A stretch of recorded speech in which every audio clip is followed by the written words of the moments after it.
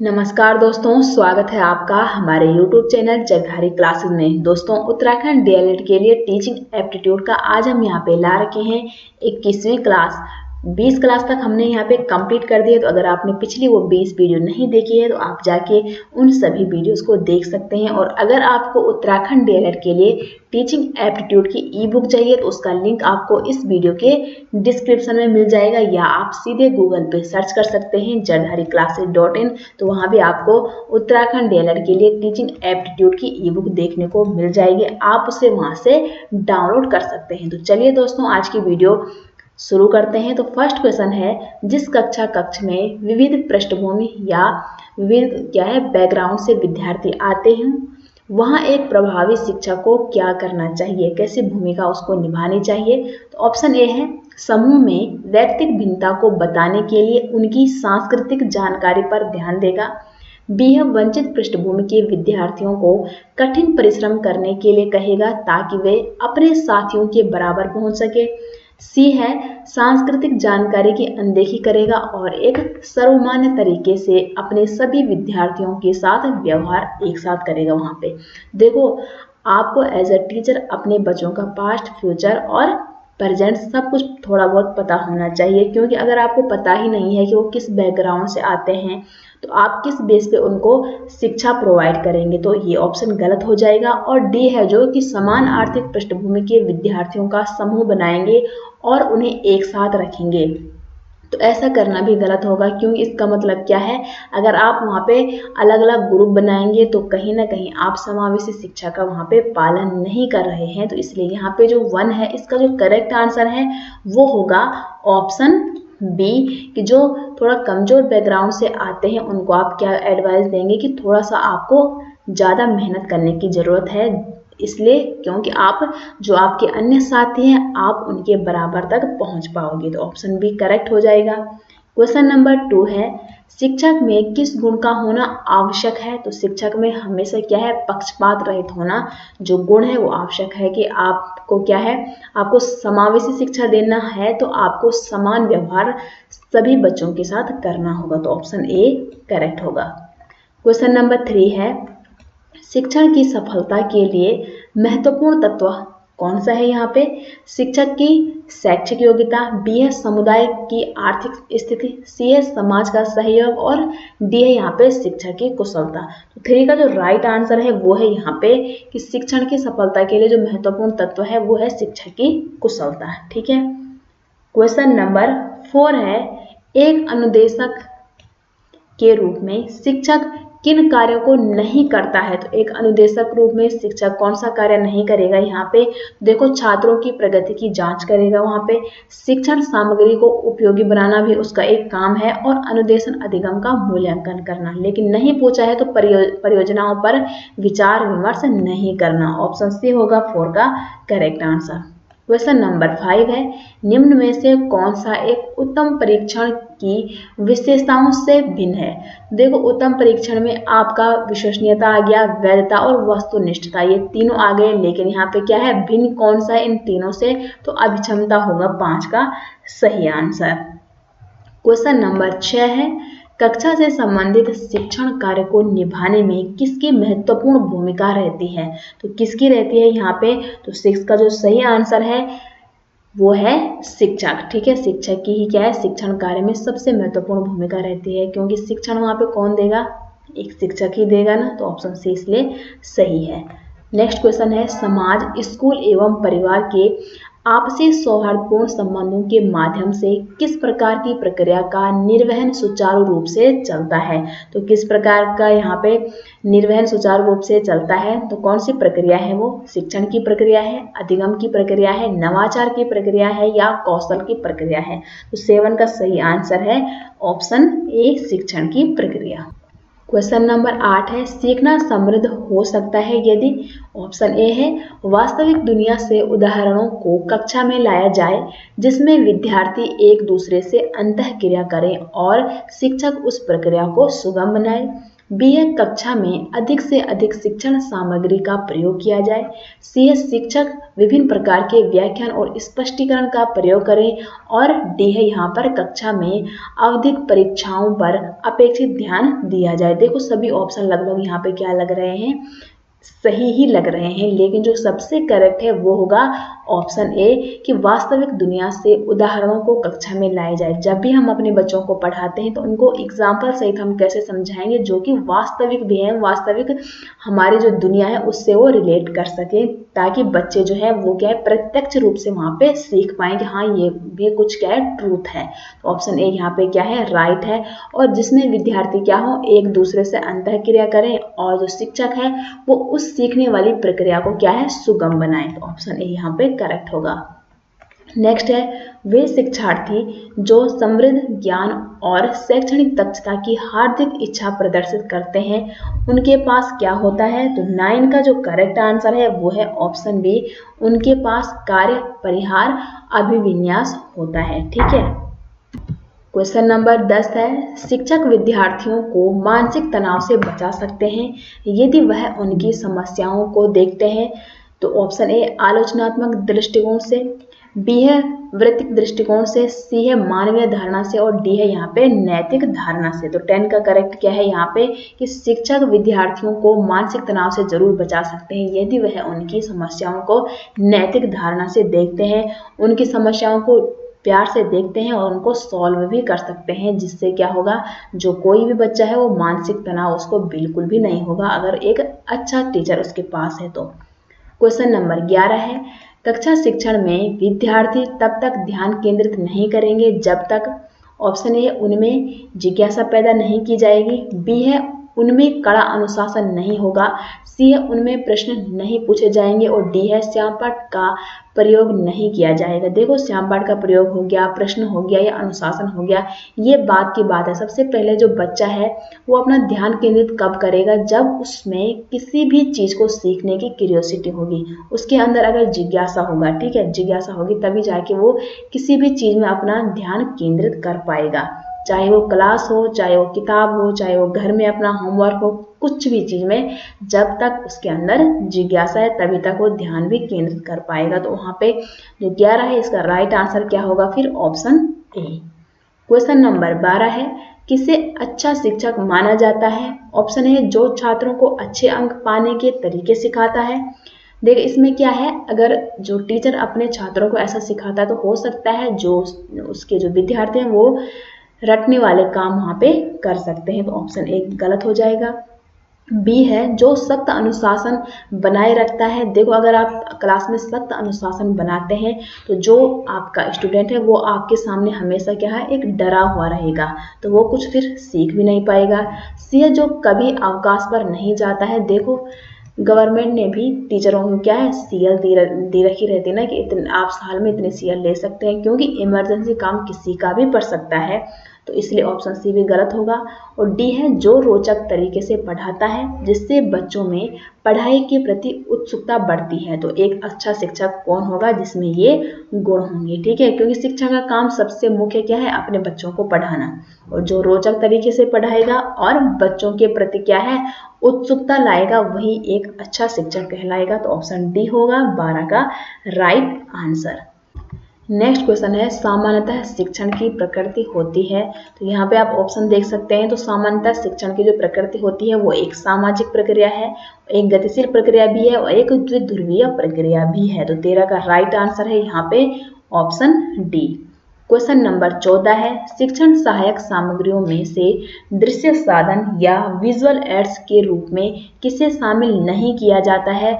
देखो रेखा चित्र या चार्ट हो गया, स्लाइड्स हो गया और फ्लैश कार्ड, ये सभी आपके उदाहरण हैं दृश्य साधन या यहाँ पे विजुअल एड्स के, लेकिन नहीं पूछा है तो ऑप्शन सी होगा 14 का राइट आंसर। ठीक है। क्वेश्चन नंबर 15 है रेखाचित्र या चार्ट के माध्यम से छात्रों में किस प्रकार का विकास होता है। तो इससे छात्रों में सारांश प्रस्तुतिकरण का विकास भी होता है, कालानुक्रमिक विधि का भी और चित्रात्मक संकेत, इन सभी का विकास होता है यहाँ पे रेखाचित्र या चार्ट के माध्यम से बच्चों में। तो उपरोक्त सभी होगा 15 का करेक्ट। नेक्स्ट क्वेश्चन है निदानात्मक और उपचारात्मक दोनों शिक्षण विधियों में प्रयुक्त किया जाने वाला साधन यहाँ पे कौन सा है? तो उसका नाम है टेप रिकॉर्डर। ठीक है, जो टेप रिकॉर्डर हो गया या आपका जो रेडियो है, ये किसके एग्जाम्पल है? ऑडियो एड्स के एग्जाम्पल है। तो ऑप्शन बी होगा सही आंसर। क्वेश्चन नंबर 18 है निम्नलिखित में से कौन सा कथन दृश्य श्रव्य सामग्री या ऑडियो विजुअल मटेरियल के संदर्भ में न्यूनतम सत्य है? यहाँ पे आप ऑप्शन देख सकते हैं। तो न्यूनतम सत्य जो एग्जाम्पल है वो है यहाँ पे ऑप्शन सी कि दृश्य श्रव्य सामग्री के प्रयोग द्वारा शिक्षकों की कमी की पूर्ति की जाती है। ठीक है, क्वेश्चन नंबर 19 है एक शिक्षक पढ़ाते समय श्रव्य दृश्य सामग्रियों एवं शारीरिक गतिविधियों का प्रयोग करता है क्योंकि ये अधिगम वृद्धि में अधिकतम इंद्रियों का उपयोग करते हैं। बी है शिक्षक को आराम उपलब्ध कराते हैं। सी है प्रभावी आकलन को सुगम बनाते हैं या शिक्षार्थियों को दिशा परिवर्तन उपलब्ध कराते हैं। तो 19 का करेक्ट आंसर है यहाँ पे ऑप्शन ए। ठीक है, क्वेश्चन नंबर 20 है निम्नलिखित में से कौन सी शिक्षक केंद्रित विधियों के अंतर्गत शामिल है? तो देखो शिक्षक केंद्रित विधियों की यहाँ पे बात हो रखी है। तो यहाँ पे व्याख्यान विधि हो गया, व्याख्यान प्रदर्शन विधि या समूह शिक्षण, ये सभी आते हैं आपको आपका शिक्षक केंद्रित विधियों के अंतर्गत। ऑप्शन डी होगा 20 का करेक्ट आंसर। क्वेश्चन नंबर 21 है निम्नलिखित कथनों पर विचार कीजिए। 1 है यहाँ पे कि शिक्षक केंद्रित विधि को अनुदेशात्मक विधि भी कहा जाता है। बिल्कुल सही है, जो शिक्षक केंद्रित विधि है उसको क्या कहते हैं? उसका दूसरा नाम है अनुदेशात्मक विधि। और अनुदेशात्मक विधि व्याख्यान आधारित होती है, ये भी सही है। तो उपरोक्त कथनों में से कौन सा कथन यहाँ पे सही है? तो ऑप्शन सी होगा 1 और 2 यहाँ पे किसके दोनों राइट ऑप्शन है। क्वेश्चन नंबर 22 है निम्नलिखित में से यहाँ पे शिक्षण विधि कौन कौन सी है? तो ये जो सभी है ये सभी क्या है? शिक्षण विधियों के प्रकार है। ऑप्शन ए बी सी यहाँ पे राइट है। तो 22 का राइट आंसर क्या होगा? ऑप्शन डी उपरोक्त सभी यहाँ पे शिक्षण विधि के ही प्रकार हैं। क्वेश्चन नंबर 23 है पहले अंगों का ज्ञान देकर तब पूर्ण वस्तु का ज्ञान कराया जाता है तो उसे कौन सी विधि कहते हैं? तो यहाँ पे आप ऑप्शन देख सकते हैं। तो उसे कहते हैं दोस्तों संश्लेषणात्मक विधि। ठीक है, और इसका अपोजिट होता है विश्लेषणात्मक विधि। तो 23 का राइट आंसर है ऑप्शन बी। ये मैंने पिछली वीडियो में एक वीडियो में बताया था इन विधियों के बारे में। नेक्स्ट क्वेश्चन है निम्नलिखित में से शिक्षण विधि में नवाचार के महत्व कौन से हैं? तो ऑप्शन ए है नवाचार से शिक्षक का शैक्षिक पुनरुत्थान होता है, ये भी सही है। बी है नवाचार के द्वारा शिक्षक स्वयं सृजनशील एवं अध्ययनशील बनते हैं और नवाचार के द्वारा ही शिक्षणोत्तर गतिविधियों का आयोजन संभव है। तो उपरोक्त सभी ऑप्शन यहाँ पे हो जाएंगे 24 के राइट आंसर। क्वेश्चन नंबर 25 है शिक्षण का सामान्य अर्थ होता है शिक्षा प्रदान करने की प्रक्रिया, बी है शिक्षा विकसित करने की प्रक्रिया और सी है शिक्षा मूल्यांकन करने की प्रक्रिया। तो 25 का जो राइट आंसर है वो क्या है? यहाँ पे शिक्षण का सामान्य अर्थ होता है शिक्षा प्रदान करने की प्रक्रिया। तो ऑप्शन ए होगा यहाँ पे करेक्ट आंसर। नेक्स्ट क्वेश्चन है किसकी विशेषता विद्यार्थियों के संज्ञानात्मक, भावात्मक एवं क्रियात्मक पक्षों को अभिप्रेरित करती है? तो 26 का सही आंसर है यहाँ पे ऑप्शन ए शिक्षण। ठीक है, क्वेश्चन नंबर 27 है निम्नलिखित में से शिक्षण की विशेषता कौन सी है? देखो शिक्षण एक गतिशील प्रक्रिया है, शिक्षण एक द्विध्रुवीय प्रक्रिया है और शिक्षण एक क्या है? सामाजिक प्रक्रिया है। तो उपरोक्त सभी ऑप्शन होंगे यहाँ पे शिक्षण की विशेषता। क्वेश्चन नंबर 28 है शिक्षक का प्रमुख व्यक्तित्व का या उत्तरदायित्व क्या है? तो शिक्षक का प्रमुख जो उत्तरदायित्व या व्यक्तित्व होता है वो होता है यहाँ पे शिक्षण के प्रति समर्पण, विद्यार्थियों में शिक्षा के प्रति रुचि जागृत करना और शिक्षण के प्रति लगाव और निष्ठा। यहाँ पे उपरोक्त सभी होंगे 28 के करेक्ट आंसर। क्वेश्चन नंबर 29 है गृह कार्य के संदर्भ में सही कथन यहाँ पे कौन से हैं? देखो ऑप्शन ए बी और सी ये सभी कथन यहाँ पे करेक्ट हैं गृह कार्य के संदर्भ में। तो ऑप्शन डी होगा उपरोक्त सभी राइट आंसर। क्वेश्चन नंबर 30 है किस प्रकार की परीक्षाएं छात्रों के क्रियात्मक एवं प्रयोगात्मक कौशल परीक्षण के लिए आवश्यक होती है? तो किस प्रकार का परीक्षण यहाँ पे राइट होगा? तो 30 का करेक्ट आंसर है यहाँ पे ऑप्शन बी व्यवहारिक परीक्षण। ठीक है, क्वेश्चन नंबर 31 है, कौन सी शिक्षा प्रणाली बालक के शारीरिक, मानसिक, सामाजिक एवं संवेगात्मक सभी प्रकार के विकास पर बल देती है? तो कौन सी प्रणाली है वो? तो 31 का राइट आंसर है ऑप्शन बी, उसे कहते हैं आधुनिक शिक्षण प्रणाली। ठीक है, क्योंकि आधुनिक शिक्षण जो प्रणाली है वो ये क्या है, बालक के सर्वांगीण विकास की ओर ज्यादा ध्यान देती है। तो यहाँ पे ऑप्शन बी राइट होगा। क्वेश्चन नंबर 32 है, बाल विकास का निम्नलिखित में से कौन सा सिद्धांत यह बताता है कि लगभग बालकों के गत्यात्मक और भाषाई विकास में एक निश्चित प्रतिमान और क्रम दिखाई पड़ता है? तो ये कौन सा सिद्धांत बताता है? तो ये बताता है आपका विकास क्रम की एक रूपता का सिद्धांत। तो 32 का राइट आंसर है ऑप्शन बी। ठीक है, तो क्वेश्चन नंबर 33 है, बाल विकास का कौन सा सिद्धांत यह बताता है कि शारीरिक विकास की दृष्टि से पिछड़े बालक संवेगात्मक, सामाजिक एवं बौद्धिक विकास में भी उतने ही पीछे रह जाते हैं? तो ये कौन सा सिद्धांत बताता है? तो 33 का राइट आंसर है यहाँ पर ऑप्शन ए, ये बताता है परस्पर संबंध का सिद्धांत। नेक्स्ट क्वेश्चन है 34 है जो यहाँ पे वो है, मानव विकास की किस अवस्था के बाद व्यक्ति जो है वो परिपक्व हो जाता है? तो वो होता है किशोरावस्था के बाद। ठीक है, क्योंकि बाल्यावस्था, शैशवावस्था और प्रौढ़ावस्था, इसमें क्या है, बच्चा क्या है इसमें, जैसे बाल्यावस्था में बच्चे की एज होती है आपके 2 से लेके 12 तक। ठीक है, इसमें आपकी 2 स्टेज आती है, मैंने बोल रखा है, प्री चाइल्डहुड हो गया और लेटर चाइल्डहुड। और शैशवावस्था या इन्फेंसी स्टेज में तो बालक केवल जन्म से लेके 2 वर्ष तक की स्टेज होती है। तो 34 का जो करेक्ट आंसर है वो हो जाएगा आपका ऑप्शन डी। ठीक है, किशोरावस्था के बाद ही जो बच्चा है तब तक वो बालक होता है, उसके बाद वो परिपक्व हो जाता है। क्वेश्चन नंबर 35 है, 12 से 14 वर्ष की आयु के बीच की अपेक्षा की लंबाई एवं मांसपेशियों में तेजी से वृद्धि होती है, एवं 14 से 18 वर्ष की आयु के बीच यहाँ पे की अपेक्षा की लंबाई एवं मांसपेशियां यहाँ पे तेजी से बढ़ती है। तो यहाँ पे आप ऑप्शन देख सकते हैं, तो क्या होगा इन में? तो यहाँ पे जो राइट आंसर है 35 का वो है ऑप्शन बी, कि 12 से 14 वर्ष की आयु के बीच लड़कों की अपेक्षा लड़कियों की लंबाई एवं मांसपेशियों में तेजी से वृद्धि होती है, एवं 14 से 18 वर्ष की आयु के बीच लड़कियों की अपेक्षा लड़कों की लंबाई एवं मांसपेशियां तेजी से बढ़ती है। तो ठीक है, 35 का यहाँ पे होगा बी करेक्ट आंसर। तो नेक्स्ट क्वेश्चन है, निम्न में से कौन सा भी स्मृति का कारण नहीं है? तो यहाँ पे 36 का करेक्ट आंसर है, कारण कौन सा नहीं है? यहाँ पे स्मरण करने की इच्छा। ठीक है, नेक्स्ट क्वेश्चन है, जब किशोर में किसी वस्तु, समस्या या परिस्थिति के लिए निजी स्तर पर निर्णय लेने की क्षमता का विकास परिपक्व होने लगता है, तो इस विकास को क्या कहते हैं? तो इस विकास को कहते हैं संज्ञानात्मक विकास। ठीक है, कॉग्निटिव डेवलपमेंट। तो 37 का करेक्ट आंसर है ऑप्शन बी। क्वेश्चन नंबर 38 है, निम्न में से किसका मिलान यहाँ पे उचित है? तो यहाँ पे इनकी मिलान आप कर सकते हैं, तो कौन सा यहाँ पे उचित है? तो ये होगा सामाजिक विकास, और इसका मिलान किससे? यहाँ पे वातावरण। ऑप्शन सी होगा यहाँ पे करेक्ट आंसर। क्वेश्चन नंबर 39 है, पूर्व अनुभव के आधार पर संवेदना को अर्थ प्रदान करना क्या कहलाता है? संवेदना, प्रत्यक्ष ज्ञान, अभिप्रेरणा या कल्पना?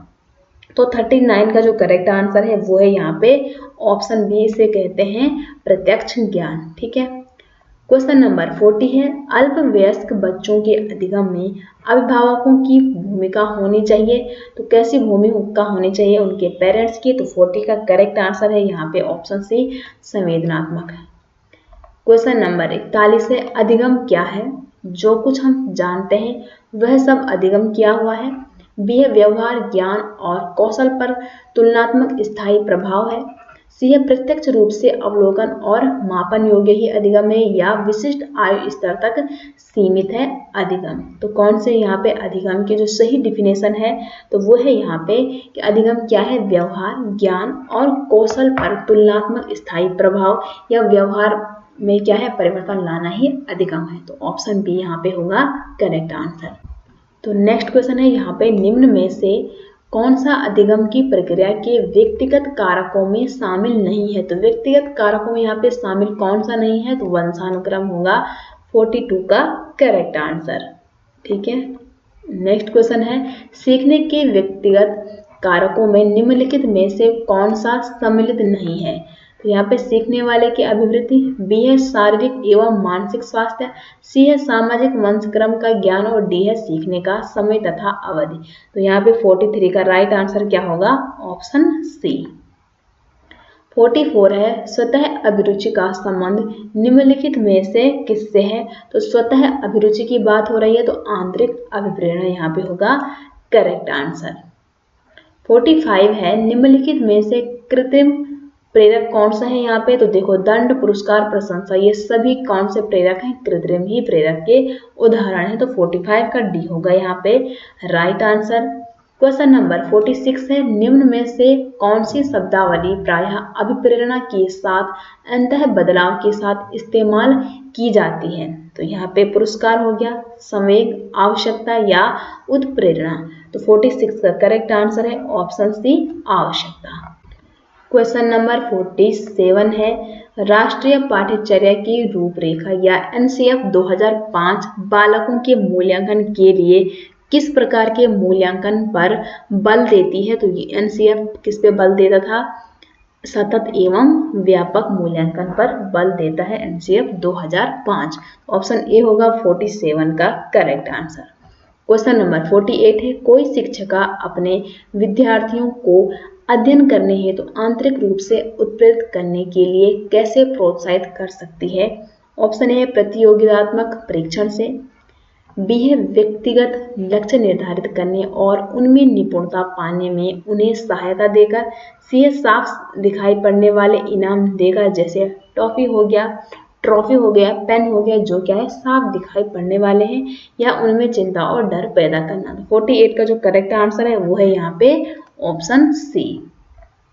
और क्वेश्चन नंबर 49 है, भारतीय संविधान के किस अनुच्छेद में 6 से 14 वर्ष तक की आयु के बच्चों के लिए निःशुल्क व अनिवार्य शिक्षा, ठीक है, कंपल्सरी एंड फ्री एजुकेशन का अधिकार शामिल किया गया है? तो किस अनुच्छेद की बात की गई है इसमें? तो अनुच्छेद 21A में, ठीक है, कहा गया था कि 6 से 14 वर्ष तक के बच्चों को क्या है निःशुल्क एवं अनिवार्य शिक्षा प्रदान की जानी चाहिए। तो 49 का करेक्ट आंसर होगा ऑप्शन डी।